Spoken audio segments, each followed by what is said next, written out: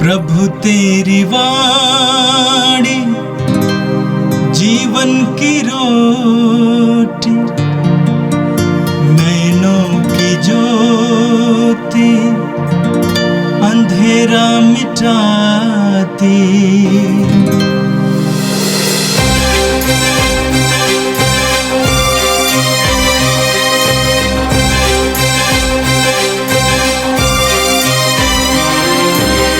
प्रभु तेरी वाणी जीवन की रोटी, नैनों की ज्योति अंधेरा मिटाती।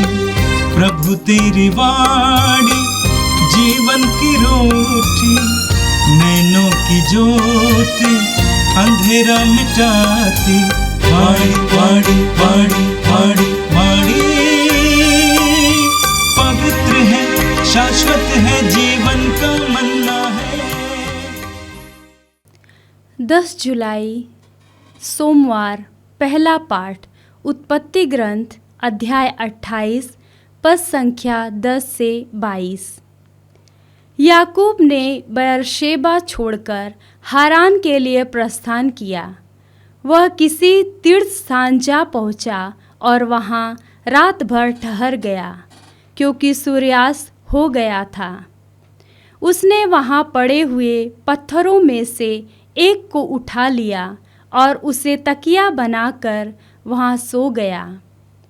उसने यह स्वप्न देखा, एक सीढ़ी धरती पर खड़ी थी, उसका सिरा स्वर्ग तक पहुंचता था और ईश्वर के दूत उस पर उतरते चढ़ते थे। ईश्वर याकूब के पास खड़ा हो गया और बोला, मैं प्रभु तुम्हारे पिता इब्राहिम का ईश्वर तथा इसहाक का ईश्वर हूँ। मैं तुम्हें और तुम्हारे वंशजों को यह धरती दे दूँगा जिस पर तुम लेट रहे हो। तुम्हारे वंशज भूमि के रजकणों की तरह असंख्य हो जाएंगे और पश्चिम तथा पूर्व, उत्तर तथा दक्षिण में फैल जाएंगे।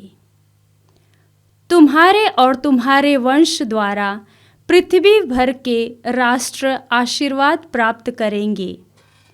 मैं तुम्हारे साथ रहूँगा, तुम जहाँ कहीं भी जाओगे मैं तुम्हारी रक्षा करूँगा और तुम्हें इस प्रदेश वापस ले जाऊँगा, क्योंकि मैं तुम्हें तब तक नहीं छोड़ूँगा जब तक तुमसे जो कहा उसे पूरा न कर दूँ।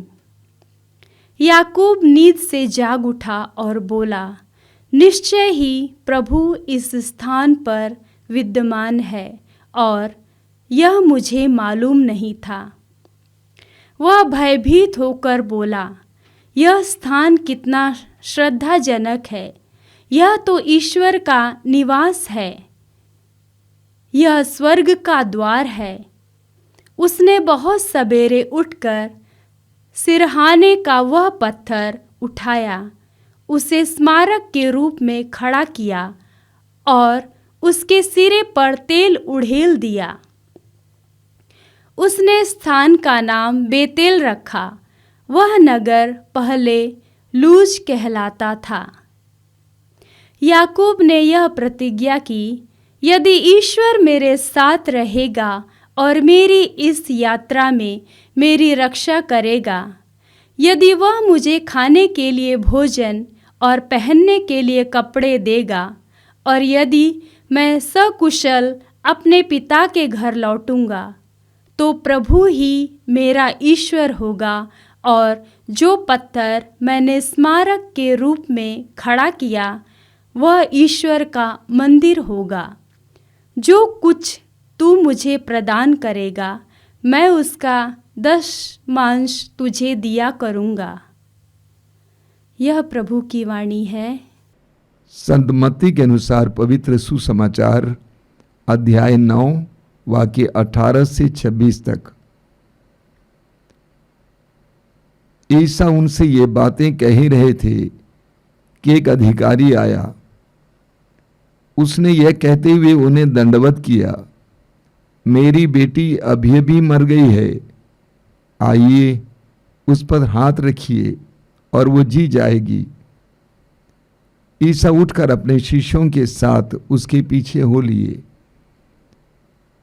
उस समय एक स्त्री ने, जो 12 वर्ष से रक्तस्राव से पीड़ित थी, पीछे से आकर ईसा के कपड़े का पल्ला छू लिया, क्योंकि वो मन ही मन कहती थी, यदि मैं उनका कपड़ा भर छूने पाऊं तो चंगी हो जाऊंगी।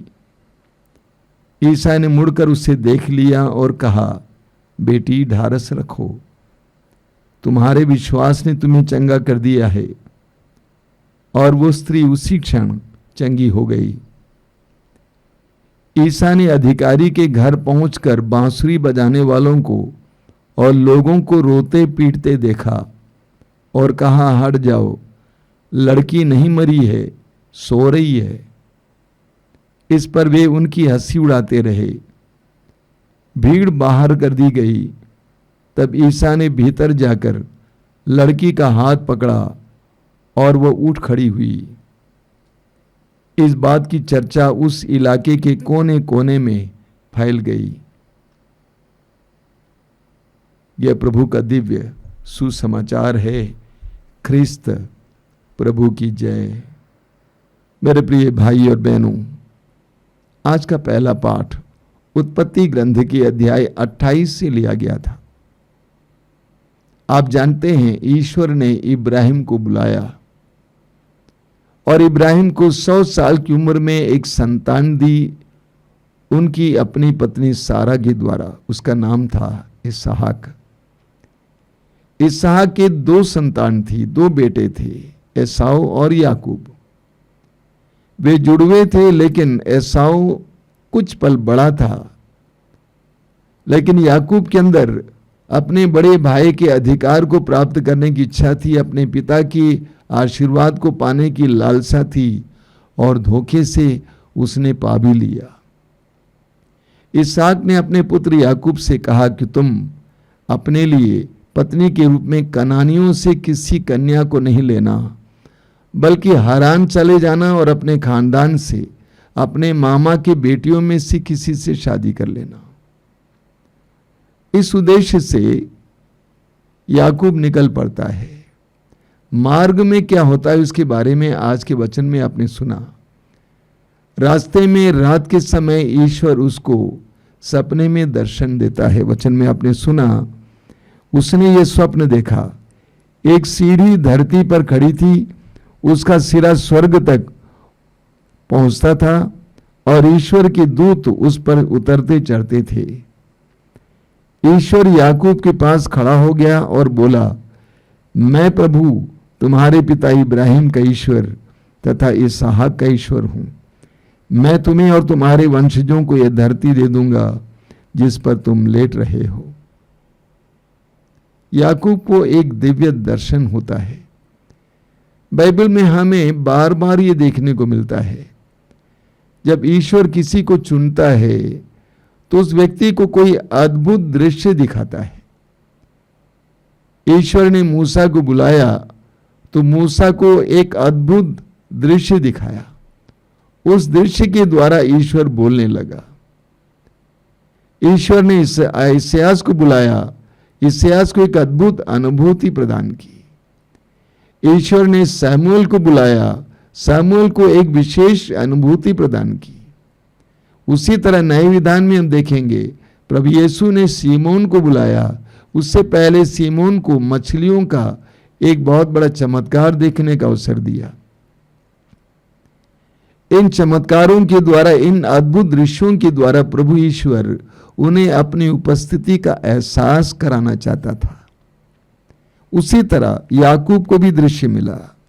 याकूब ने देखा कि एक सीढ़ी धरती पर खड़ी थी, उसका सिरा स्वर्ग तक पहुंचता था और स्वर्गदूत उस पर उतरते चढ़ते थे। वो सीढ़ी धरती पर से स्वर्ग तक पहुंचती थी, यानी वो स्थान ऐसा स्थान था जहां पर स्वर्ग और धरती का मिलन हुआ। ईश्वर ने इब्राहिम से जो प्रतिज्ञा की, उसी प्रतिज्ञा को अब ईश्वर याकूब को सुनाता है। ईश्वर ने कहा, मैं प्रभु तुम्हारे पिता इब्राहिम का ईश्वर तथा इसहाक का ईश्वर हूं। मैं तुम्हें और तुम्हारे वंशजों को यह धरती दे दूंगा जिस पर तुम लेट रहे हो। आगे हम पढ़ेंगे वाक्य 15 में प्रभु ने कहा, मैं तुम्हारे साथ रहूंगा, तुम जहां कहीं भी जाओगे मैं तुम्हारी रक्षा करूंगा और तुम्हें इस देश वापस ले आऊंगा, क्योंकि मैं तुम्हें तब तक नहीं छोड़ूंगा जब तक तुमसे जो कहा उसे पूरा ना कर दूं। ईश्वर ने दिव्य दर्शन दिया और याकूब से प्रतिज्ञा की। याकूब की क्या प्रतिक्रिया है? वचन में लिखा हुआ है, याकूब नींद से जाग उठा और बोला, निश्चय ही प्रभु इस स्थान पर विद्यमान है और ये मुझे मालूम नहीं था। वो भयभीत हो गया और बोला, ये स्थान कितना श्रद्धाजनक, ये तो ईश्वर का निवास है, ये स्वर्ग का द्वार है। याकूब को पता नहीं था कि ईश्वर वहां पर उपस्थित था। मैं अक्सर लोगों से कहा करता हूं, ईश्वर का सानिध्य सब जगह है, लेकिन हम सोए हुए हैं, हम जगे हुए नहीं हैं, हम ईश्वर का सानिध्य महसूस नहीं कर पाते हैं। याकूब ने कहा, यह मुझे मालूम नहीं था कि प्रभु इस स्थान पर विद्यमान है। प्रभु सर्वत्र विद्यमान है। हर विश्वासी को उसके सानिध्य का एहसास करने की आवश्यकता है। याकूब ने जहां पर लेटा था उस जगह को नाम रखा बेथल। बेथल का मतलब है ईश्वर का भवन। नाम रखा बेथल, और वहां पर जिस पत्थर को अपने सिर पर लगाया था, सिर के नीचे लगाया था तकिया के रूप में, उसको खड़ा किया, उस पर तेल उंडेल दिया और ये प्रतिज्ञा की, अगर मैं सही सलामत हरान जाऊंगा और वापस लौटूंगा तो यहां पर एक मंदिर बनाऊंगा। बेथल इसीलिए एक पवित्र स्थान बन गया। मेरे प्रिय भाई और बहनों, प्रभु ने याकूब को एक अद्भुत दृश्य दिखाया और याकूब से बातें की। वही प्रभु हमारे जीवन में भी बार बार आते हैं, हमसे भी बात करना चाहते हैं, लेकिन हमारे अंदर भी जिस तरह याकूब के अंदर आशीर्वाद प्राप्त करने की लालसा थी, उस लालसा की आवश्यकता है। हम पढ़ेंगे उत्पत्ति ग्रंथ में ही कि याकूब ने एक स्वर्गदूत से कुश्ती की। अंत में याकूब ने कहा स्वर्गदूत से, मैं तब तक आपको नहीं छोड़ूंगा जब तक कि आप मुझे आशीर्वाद ना दें। याकूब के अंदर आशीर्वाद के लिए लालसा थी, यानी याकूब ने आशीर्वाद को अन्य चीजों से ज्यादा महत्वपूर्ण समझा। जब हम भी इस संसार की तुलना में ईश्वर के आशीर्वाद को महत्वपूर्ण समझने लगेंगे तो हमारे जीवन में भी प्रभु इस तरह के कार्य करेंगे, हमसे भी प्रतिज्ञाएं करेंगे, हमारे जीवन में भी प्रभु अपने सामर्थ्य को प्रकट करेंगे। और आज का सुसमाचार मत्ती के सुसमाचार के अध्याय 9 से लिया गया था। आज के सुसमाचार में हमने 2 व्यक्तियों के विश्वास के बारे में सुना और ईश्वर की ओर से जवाब के बारे में भी सुना। हमें सुसमाचारों में पढ़ने को मिलता है जहां कहीं भी लोगों ने यीशु पर विश्वास व्यक्त किया, वहां पर यीशु ने उसके लिए जवाब भी दिया। आज के सुसमाचार में पहला व्यक्ति है एक अधिकारी। वचन में आपने सुना, ईसा उनसे ये बातें कह ही रहे थे कि एक अधिकारी आया, उसने ये कहते हुए उन्हें दंडवत किया, मेरी बेटी अभी अभी मर गई है, आइए उस पर हाथ रखिए और वो जी जाएगी। एक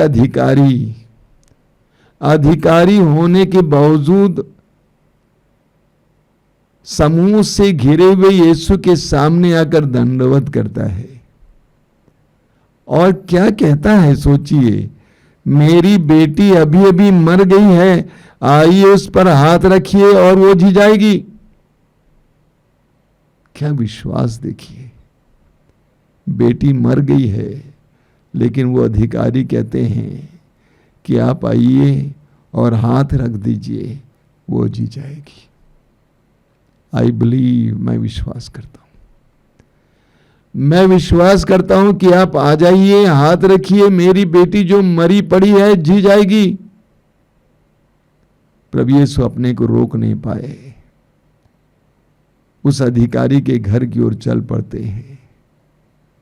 अधिकारी के घर पे पहुंचने पर यीशु ने लोगों को कोलाहल मचाते हुए देखा, रोते कलपते हुए देखा। प्रभु ने कहा कि बेटी तो सोई हुई है। लोग हंसने लगे। प्रभु ने सारी भीड़ को बाहर कर दिया। जिस कमरे में बेटी पड़ी हुई थी वहां गए और उस पर हाथ रखा और वो उठ खड़ी हो गई। विश्वास का चमत्कार देखिए, जहां विश्वास वहां चमत्कार। यूहन्ना का सुसमाचार अध्याय 11 वाक्य 40, प्रभु यीशु कहते हैं, यदि तुम विश्वास करोगे तो तुम परमेश्वर की महिमा देखोगे। विश्वास का चमत्कार देखिए। दूसरा उदाहरण जो हमने सुना आज के सुसमाचार में, एक नारी जो 12 वर्षों से रक्तस्राव से पीड़ित थी, 1 साल से नहीं, 12 साल से रक्तस्राव से पीड़ित थी। उसने अपने मन में कहा कि यदि मैं यीशु नाज़री के कपड़े के पल्ले को छू लूंगी मैं चंगी हो जाऊंगी। और इस विश्वास के साथ उसने जाकर यीशु के कपड़े को छू लिया और वो चंगी हो गई। प्रभु ने कहा तुम्हारे विश्वास ने तुम्हें चंगा किया है। दोनों की परिस्थितियां निराशाजनक थी। उस अधिकारी की परिस्थिति निराशाजनक थी, उसकी बेटी मर चुकी थी। इस नारी की परिस्थिति निराशाजनक थी क्योंकि 12 साल से रक्तस्राव से पीड़ित थी। लेकिन दोनों के जीवन में प्रभु का चमत्कार देखने को मिला क्योंकि उनके अंदर उस लायक विश्वास था, चमत्कार के लायक विश्वास था। अधिकारी ने कहा यदि आप हाथ रखेंगे मेरी बेटी जी जाएगी। नारी ने कहा कि यदि मैं उनके कपड़े के पल्ले को छू लूंगी मैं चंगी हो जाऊंगी। मेरे प्रिय भाई और बहनों, इब्रानियों के पत्र के अध्याय 11 वाक्य 6 में संत पौलुस कहते हैं, विश्वास के अभाव में कोई भी ईश्वर का कृपा पात्र नहीं बन सकता है। विश्वास के अभाव में कोई भी ईश्वर का कृपा पात्र नहीं बन सकता है। हम पुराने ईसाई होंगे, हम बड़े अधिकारी होंगे, पद में बड़े होंगे, उम्र में बड़े होंगे, विश्वास के अभाव में कोई भी ईश्वर का कृपा पात्र नहीं बन सकता है। ईश्वर की कृपा प्राप्त करने का एक सुंदर माध्यम है विश्वास। एक सुंदर माध्यम है विश्वास। हम सुसमाचार में पढ़ेंगे, मत्ती के सुसमाचार के अध्याय 13 में प्रभु यीशु नाजरत गए थे। वहां के लोगों ने यीशु पर विश्वास नहीं किया, इसलिए वचन में लिखा हुआ है कि प्रभु यीशु वहां पर कोई चमत्कार नहीं कर पाए। जहां विश्वास वहां चमत्कार, जहां विश्वास नहीं है वहां पे कोई चमत्कार नहीं हो सकता है। क्योंकि विश्वास के द्वारा हम अपनी दयनीय अवस्था को स्वीकार करते हैं, अपनी दुर्बलता को स्वीकार करते हैं और ईश्वर के सामर्थ्य और शक्ति को स्वीकार करते, अंगीकार करते हैं। जब हम अपनी दुर्बलता को स्वीकार करते हैं और ईश्वर की शक्ति और सामर्थ्य का अंगीकार करने लगते हैं, तब हमारे जीवन में चमत्कार होता है। आज के समाचार से हम विश्वास के वरदान के लिए प्रार्थना करेंगे, प्रभु से प्रार्थना करेंगे। जिस तरह लूकास के समाचार के अध्याय 17 वाक्य 5 में शिष्यों ने कहा, प्रभु हमारे विश्वास को बढ़ाइए, उसी तरह प्रभु से कहेंगे, प्रभु हमारे विश्वास को बढ़ाइए। आइए हम प्रार्थना करें। प्रभु यीशु धन्यवाद देते हैं आज के सुंदर दिन के लिए, जीवन के वरदान के लिए धन्यवाद देते हैं। प्रभु यीशु तूने कहा है यदि तुम विश्वास करोगी तो तुम परमेश्वर की महिमा देखोगी। हमें विश्वास का वरदान दीजिए। हमारा विश्वास उस अधिकारी के विश्वास की तरह बनाइए। हमारा विश्वास उस रक्तस्राव से पीड़ित नारी की तरह बनाइए। हमारे विश्वास को मजबूत कीजिए। ये प्रभु यीशु इन वचनों को सुनने वाले मेरे भाई बहनों को आशीर्वाद देना। वे जहाँ कहीं भी उन सबको तेरा संरक्षण मिले, तेरी सुरक्षा मिले। हमारी प्रार्थना को स्वीकार कर। आमीन। प्रभु तेरी वाणी जीवन की रोटी, नैनों की ज्योति अंधेरा मिटाती। वाणी वाणी वाणी वाणी वाणी पवित्र है, शाश्वत है, जीवन का मन्ना